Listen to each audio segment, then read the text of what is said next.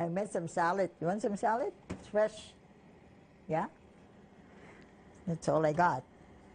Marie Whitford used to live confidently and independently in her one-bedroom apartment, but now she barely gets by on what little funds the province gives her.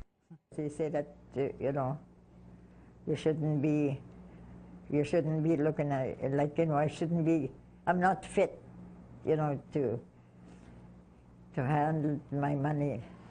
They refers to the Public Guardian and Trustee of Manitoba, a provincial government agency that's supposed to manage money of people who are unable to do it themselves because of injuries or other reasons. Whitford became a client of the agency after a fall from a dining room chair last September. I was home here. I was sitting here in the chair. Then I fell down backwards, and then I hurt my neck, which landed her in several Winnipeg hospitals. Not only does she feel she's barely given enough funds to survive from the trustee office, but she was never given proper notice that she'd be under their care. My daughter phoned, she said, Mom, she said they're going to be looking after your money now. Whitford was admitted into Grace Hospital, Health Science Centre, and lastly, Victoria Hospital, where she stayed in the mental health ward for a night, and to this day doesn't know why. That's when she recalls falling under the care of the trustee office. I can't even use my bank card no more. She doesn't recall signing any papers at the hospitals. APTN contacted a spokesperson from the Public Guardian and Trustee of Manitoba.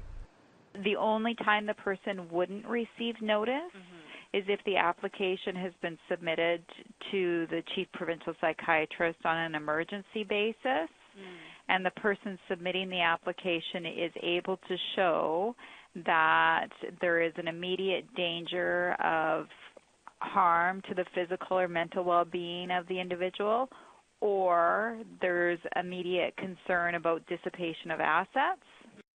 The spokesperson adds, if they're in hospital, it's generally the social worker or somebody from the treatment team.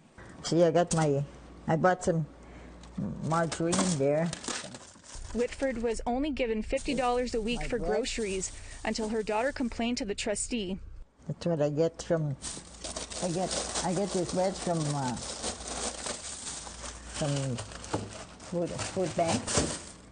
My daughter told me, says, I think maybe you should give more than $50 because she needs other stuff too.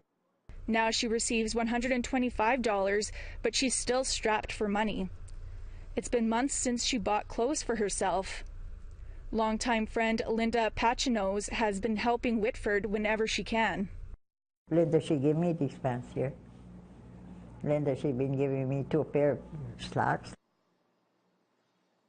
Marie says if she wants summer clothing, there's steps she needs to take for the trustee office. I got to price everything, mark everything on a paper, and then I got to bring it to them. The trustee office says they can only manage a client's finances based on what their income is. So if they've got very limited income, we have to budget based on what their income and expenses are. Now Whitford wants her freedom back. She recently inquired with Public Trustee how she can be removed as a client. Well, he says you just have to talk to your doctor.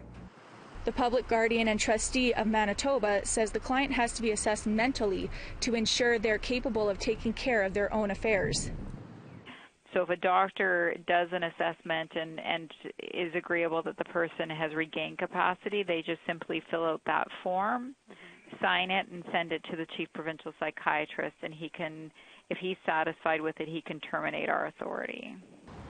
Now Marie Whitford has to wait until September to see a doctor, but remains hopeful that she will no longer be a client of the Public Trustee Office in the near future. Ashley Brandson, APTN National News, Winnipeg.